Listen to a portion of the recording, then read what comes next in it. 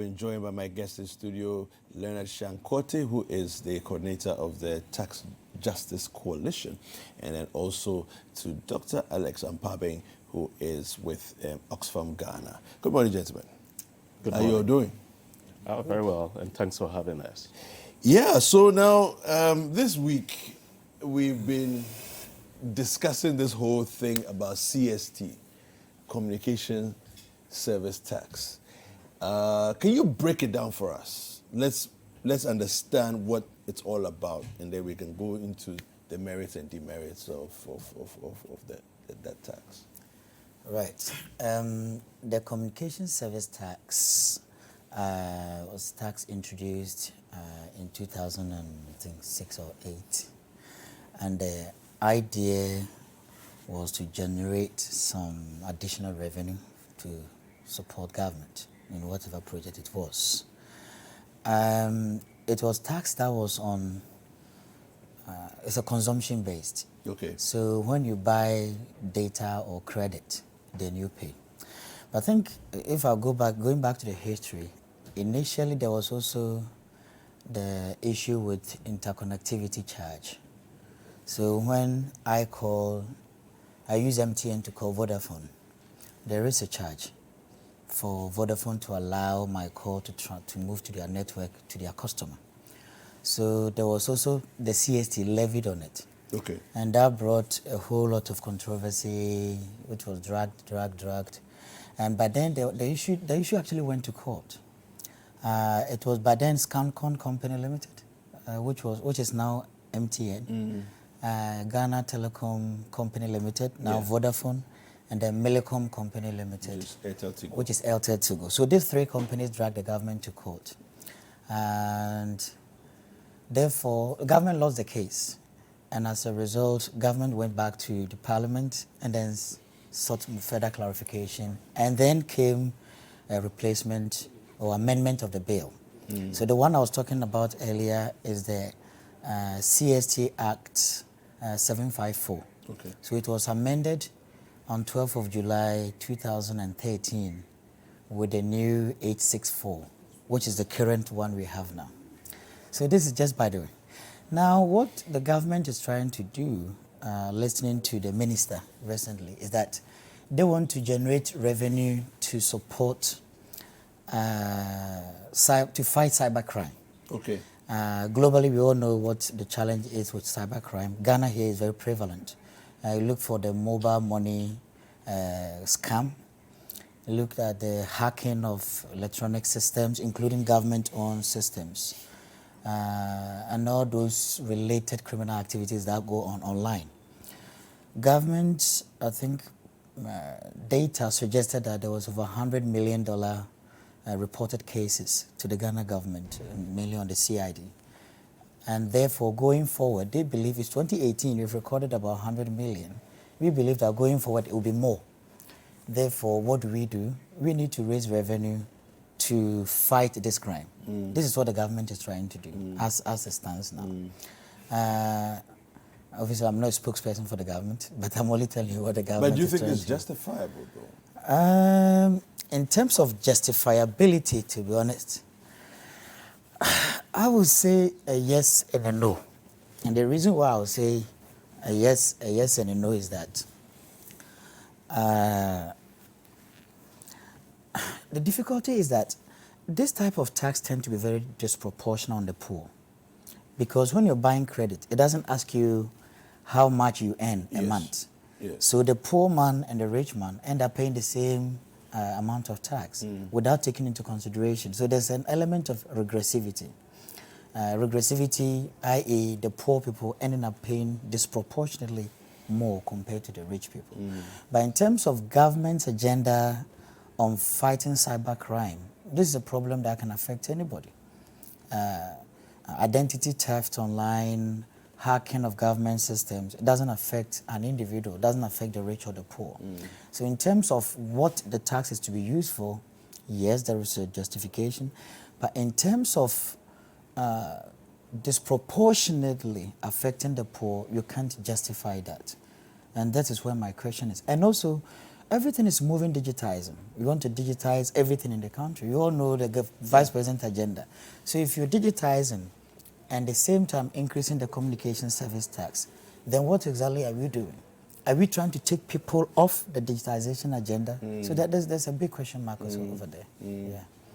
Now, if the government says that the telcos should not charge the full amount up front, take us into the understanding of what it is that is going on here. Have the telcos done anything wrong? Are the telcos within their rights to do what they're doing? Is the government being unfair? What's going on here? I think it's a little bit disturbing when that directive came, because you're dealing with private companies, even though they operate under the law and under regulation. What the companies have been doing over the years is that they've been taking care of those costs. They've been absorbing those costs. That was when it was 6%. Okay, but before you continue, so were they supposed to absorb those costs? Actually, like Doc said, that's a consumption tax. So that's a cost that is supposed to be borne by the consumer. Okay. But then the companies went out of their way for their own reasons to absorb the cost. Okay. That is how it's been for up to the increment. Okay. So I don't know whether it's a sign of protest from the companies or whether they can no longer continue with what they have been doing to help the situation, and they decided to pass on the cost. And you find government coming back and then having issues with it. What I think is that the law makes this particular issue clear. At 8642, basically places the burden of the consumer. So government increasing the rate knows that it's the consumer that will ultimately bear the cost. I don't know whether they were thinking that the companies will continue to absorb. to absorb. So government coming back and then blaming the companies for putting hardship or imposing hardship on Ghanaians is a little bit weird, because you cause the increment. It is your policy that they are implementing. Yes. And so I think where we are at now is, if government is really concerned about the hardship that this 3% increment is putting on Ghanaians, I mean, you step back and withdraw. Let me ask Doc what. Yes, you know, the law is not clear, and to me, I will be surprised. Where do you find the law to be muddled or muddied up? Good. It actually has to do with the Section 1. Okay. And actually with the subsection 2 of what Leo was referring to. You know, this is a usage tax. It's a consumption tax. Now, here's the two challenges, or the two challenges. When you buy data or you buy credit, there's VAT element you have to pay. And then the VAT is only computed when you have all the other taxes that go into. Remember, the VAT is the final tax. Yes.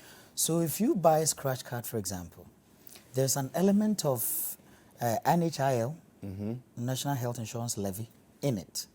There is Get Fund in it. Yes. And now there is a communication service tax of 9% or whatever effective rate it is in it. Yeah. Before VAT is calculated. Now here's the challenge. Hold on. So are you saying that the communication service tax is now also a factor in composing It's VAT? always been. It's always been. Oh, I see. It's always been. I thought it was a separate tax from the VAT. No. It's tax. Okay. All the taxes are computed Okay. before you add the VAT Okay. to determine. So as now, People are rather angry saying it's 9%, it's 6%. But actually, when you buy any data or airtime, the actual tax composition is 22%. Wow. That is how much you lose. So if you put any 10 Ghana, you are losing 2 Ghana 20 pesos. But because over the years, these are computed at the back end. Yes. And it's applied to how fast your credit will go or how fast. So we don't really see it. And the telcos were also absorbing. Exactly, they are absorbing part. So now the challenge I'm referring to is that when you buy a data or scratch card, the VAT is due immediately. Well, it's due and should be paid to the HMR. It should be paid to the GRA within a certain period of time, usually within 30 days, if my recollections are right. So now, you buy a scratch card, VAT is due. Yep. But then the CST is a usage tax, which means you can't charge upfront. If I put 10 Ghana Cedi on my credit, I haven't used it to make any call, I haven't used data. Exactly. So at that point, at that particular point, you can't charge CST. You only charge, for example, if I make a phone call and it costs me 50 pesos. The moment I drop the line, you charge that 50 pesos will have CST in it. What other taxes in it? My remaining 9 Ghana 50 pesos is still not used. So absolutely, legally, you cannot charge the CST. So you're getting the complication. I do. Meanwhile, the VAT element is due and should be paid. If that credit stay on my phone for 1 month, more than the stipulated period at which I have to take the money to GRA, at that point I can pay the VAT, but if the customer hasn't used the full data or they haven't used the credit, you cannot charge CST and give to the GRA. So when they were doing the upfront, it was much of convenience. Because all they do is they put everything together, calculate, give it to the GRA. Administratively, it was convenient for the telcos to do. But what the government is saying is that you cannot report on one particular tax and leave the rest, which kind of makes sense in a way. But whichever way they charge it, the customers will still feel it. So it's not about trying to be that Mr. Nice Guy that, okay, we're not going to show this. But behind the scene, this will still be charged anyway. But Doc, I completely disagree with the composition of the tax in the sense that let CST be separate from VAT. So whatever components are going into VAT, separate it from CST. Because CST, in a certain sense, how is that a value addition? I'm serious. I mean, how is that a value addition? You are looking for revenue you claim that you're using it to beef up the cybersecurity of our community, our country, right? Our cyberspace. But for me, the issue is, like you said, once it's a usage tax and it's based on my usage, why are you charging me as if I've used it? When I've just bought it. So I bought data, 120 Ghana cedis worth of fixed broadband data, MTN, right? It's 120 Ghana cedis. Immediately I was charged 128. Do you see? An extra 8 cedis on top, right? Now, I've not used the data. I've only just bought the data. Why have you charged me? Are you on monthly subscription or pay as you go? As in? Do you pay monthly? Yes, it's monthly. So I mean, I buy as and when I need. Okay, so pay as you go. Yeah, so yeah. Then that shouldn't be. Ideally, that shouldn't be until you use it. That data is still sitting down. I mean, that makes no sense. And this is where I think I can see the government going back to the parliament for clarification or GRA coming out, because I think GRA has been very silent. Which is also mysterious. Yes, they shouldn't be, because GRA is the administrator of the tax and the implementer of the tax laws. Tax laws are made in parliament, but the body that grab the tax law and then simplify it to the understanding of the average Ghanaian is the GRA.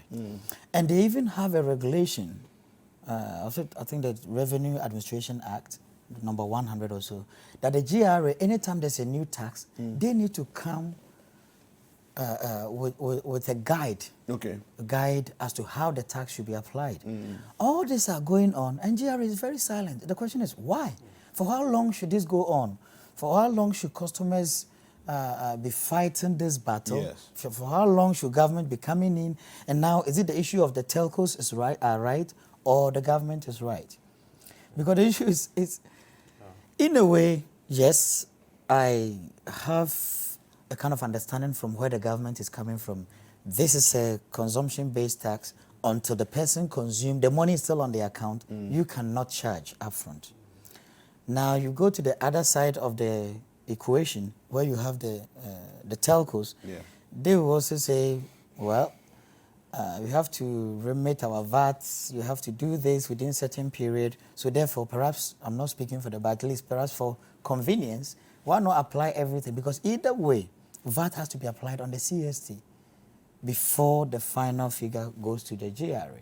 So for administrative convenience, why wouldn't I just apply it upfront, calculate it with the VAT, and give the money to the GRA?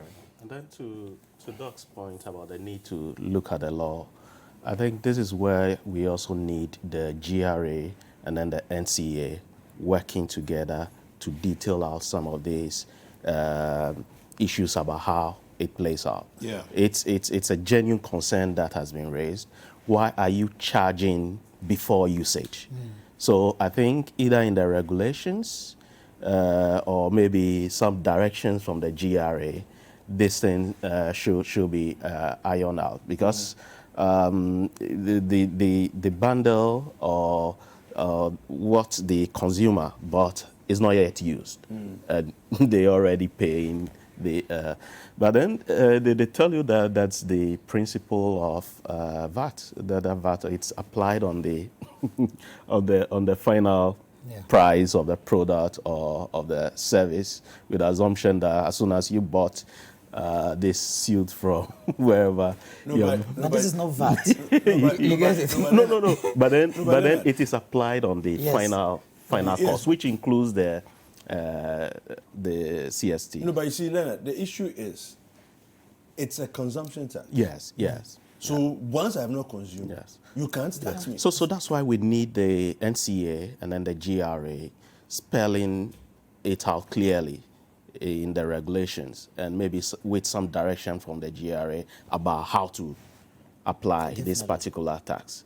I think the telcos also have to reconfigure, I mean, the formula and the timing that they use in applying this particular tax. But they will need that lead and that direction from the GRA. Well, it looks like the government and the telcos are actually on a warpath. And how do you see this being resolved? To me, this will only be resolved with two options. Either perhaps government go back to clarify with some amendments again. But I think the simplest form, you have the Act 864 is very much clear as to who should pay. One thing though I was thinking is that I think because when they increase it from 2 to 6%, the telcos absorb it. At that point, my understanding was that telecom service usage wasn't in this high scale. Talking of 2008 all the way to 13, social media was just about coming up, online stuff were just being, it was just emerging. But now, it's more like a necessity. Yeah. Telecom products are things we can't live without. The addiction with the social media, the comforts you have in your own home to deal with the external world are things that people have really made it now more of a necessity now. Yeah. So the government thinking, okay, if 6%, they absorb it. Put it 9%, perhaps they will absorb it. They put the 9%, and then the telcos are saying, all the 9 are now to you, the customer. But the only thing the telcos are doing wrong is that forward charging and then displaying. Again, they're doing pick and choose.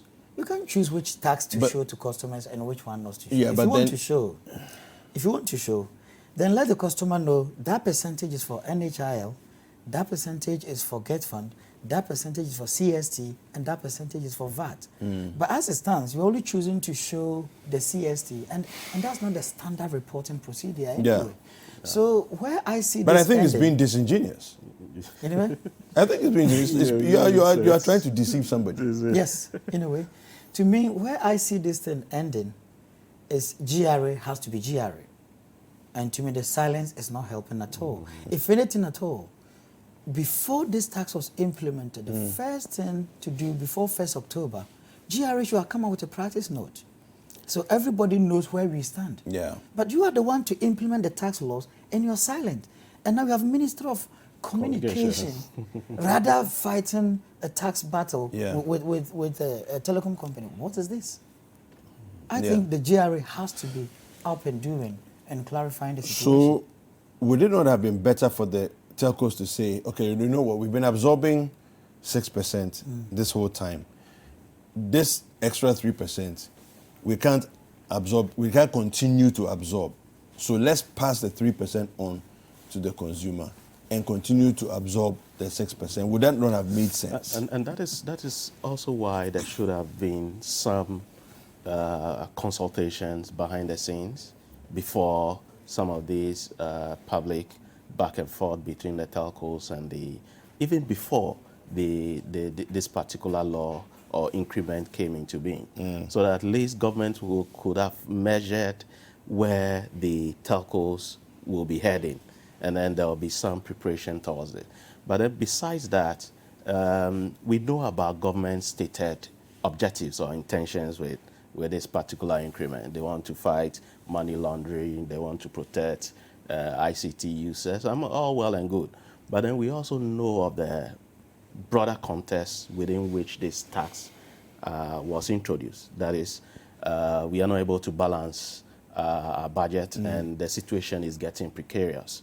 So maybe that's the stated objective of government. We don't know about the unstated objective.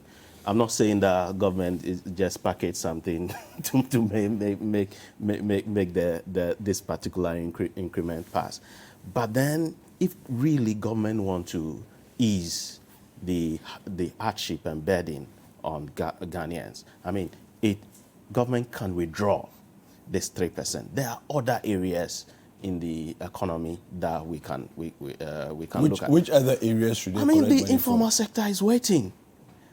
And we have to do the heavy lifting that is required to be able to rake in the revenues waiting to be collected. So basically, what you're suggesting is that government, in their typical style, are looking for the low-hanging fruits. The telcos are an easy target because they have their subscribers sitting in one place on the system, and they can collect money from all of them. Seriously. I wouldn't agree more because, indirect taxation has always been the way. I understand that we don't have the data, we don't have the structures to do more in the direct taxation field or direct taxation side. So I think some of these taxes have a disproportionate effect. And like you rightly pointed out, we've been preaching a lot about the informal sector, There's a huge potential there, huge, which could go a long way to help in financing our budget. Instead of all the reforms, look, in the last budget, we all heard what the government was saying, that there's going to be a reform on the informal sector. How many months now? What has been done? But then we believe that with the telcos or the indirect taxation field, you can always move in. And within a couple of, make the announcement today, in a month's time, revenue will start coming in. Yeah. But we need to see tax or DRM as an investment that will yield a future result. We put in the effort today, put the infrastructure, build a system to be able to tax the informal sector, and then hoping that this will be a sustained way of generating revenue for years to come. Not just the convenience, because you don't introduce tax and expecting the telcos to absorb. Either way, even if the telcos have absorbed, their cost of operation will be high, meaning their profits will be low, corporation tax will suffer. So there's no easy way out. The government will still make something out of it, but to me, the convenience is not the right way forward. We need to look beyond that, because with all this, somebody will pay all these charges. And believe me, they are not getting the service. The emphasis should rather be pushed to the telcos to deliver the quality of service. Yeah. I was a month ago in my hometown in Sakyi. We have Vodafone working there. But let me try to load the page and see how long it will take. Meanwhile, I'm paying the same tax somebody in Accra is paying. Yeah. So how do you push the telcos that if the customer is buying, give them value for money? They are preaching for 4G and therefore charging a 4G rate, but you're not getting the 4G service. That's what Ministry of Communication and NCA should be pushing. That's the agenda. Absolutely. They should have moved on to these issues. Way back, but only God knows why they chose now to react to some of these issues, like the unused bundle that just gets vanished, and some of these concerns in terms of the telcos investing in areas where. But I'm hesitant to say this, but I see it as a form of theft. Okay, to give me, allow me to buy the credit. You charge me tax on what I've bought up front. Okay, and then when I don't finish using it, it gets rolled over. No, it doesn't get rolled over. They get rid of it. So you have to buy a new one again. So I bought 10 CDs worth. It expired before I used the 10 CDs. Yeah. I had 3 CDs left. You had already charged me, right? So I bought 10 CDs. You gave me 9.3. Then I used 6.3. And it was left with 3. And then after the duration, it expires. You've stolen my money. I think there's also another. I'm not a telecom expert. Okay. But here I will speak as a consumer or as a user of the service. Remember, most of these are subscriptions. So if you subscribe, subscription come with expiry date. If you decide to go to the gym, you sign up for a gym. If you go or not, the gym will not say because you didn't come, you don't have to pay. From that angle, and even this globally, I haven't seen any country where data doesn't expire. I have a typical example in the UK. Vodafone will give you 270 days before it expires. You lose your phone line, which is a lot. There's a network called 270 days. Yes. But 270 days is more than 6 months. Yeah, I'm coming. And then we have another network called Libara, also in the UK. Libara give you 84 days for data and 90 days for you to lose your SIM card. So the expiration date is there. One thing that most of them will do is that they give you, sometimes you have 1 week, you have 1 hour, you have so you have different expiry periods. Exactly. But to me, my concern will be the actual money sitting on your account or the data that you have subscribed. If it hasn't got a time limit, that's a different thing. But remember, they have subscription, 1 hour, 1 day, 1 week, 1 month. So if you're subscribing for 1 month, why shouldn't you expect that it doesn't expire? But my concern is the service. No, to me, is the service. I still don't agree with you because Airtel Tigo, for example, their data doesn't expire. Remember, what does it cost you to leave the data there? It doesn't. I'm 100% happy. Remember, I use data more than maybe anybody. I 100% agree. What I'm saying is that we should push more for the quality of the service. What's the use when you have data doesn't expire, but you can't use it because the network over there is sorry to say rubbish. What I want is push for the quality. If it's 4G, let's get the 4G. That one is good. And then also, I don't expect government to intervene in this particular issue. Perhaps government can set a deadline to say maybe 6 months, or 3 months, or 1 month. But for the government to sit up and say, because you came to show data, the taxes, all of a sudden, what was government doing before? This is not new. Because the telcos are now showing your taxes, you're not coming to say you're going to force you to. So if they were not showing, what would have been government response? They wouldn't have touched the issue. Exactly. To me, the government space is for quality of service. In terms of duration, I think it's network specific. But we need NCA to come out with a standard of how many months is the ideal, and then the rest is up to the individual networks. But communication ministry, I think, are pushing too much at this particular time. And that's the importance of the regulator in the sector. Yep. I mean, if you look at some of their practices, it's almost the same. So it's like you have some kind of a monopoly. Yeah. Because you, the customer, you have very few options, especially with a bundle thing. So you would have wished that you are buying 1 gig that lasts more than a day. Maybe can take you up to a week at a lesser cost. But then you don't have that option. So there are times that you can have some of these exploitative tendencies from companies. But then it only takes the regulator to stand out and then correct things such that consumers are not shortchanged. But then, if you look at the power imbalance between the telcos and the consumers, and who is able to provide a regulator comfort, then an issue comes up. So that's why some of these issues have been there.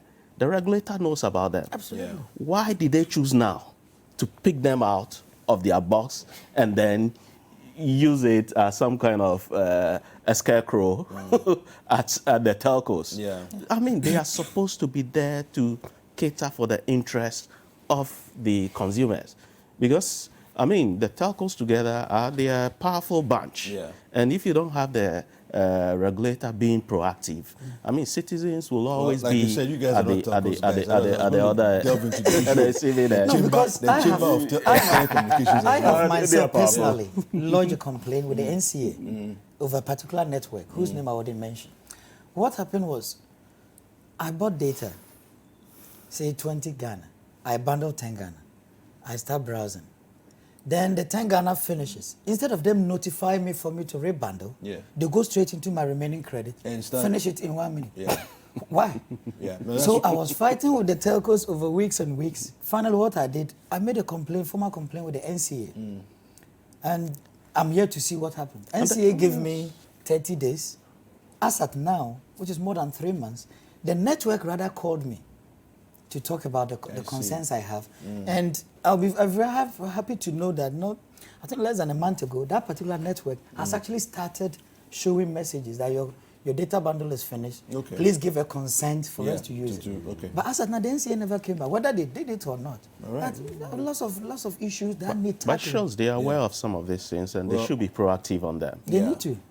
Well, thank you very much, gentlemen. I've been speaking with Dr. Alex Ampaabeng from Oxfam, Ghana, and then also Leonard Shang-Quartey, who is the coordinator of the Tax Justice Coalition. Hi guys, I hope you enjoyed this video. Subscribe to our YouTube channel, The Citi Tube. For exclusive breakfast daily content and other Citi TV programs. Like, comment, and share with your friends.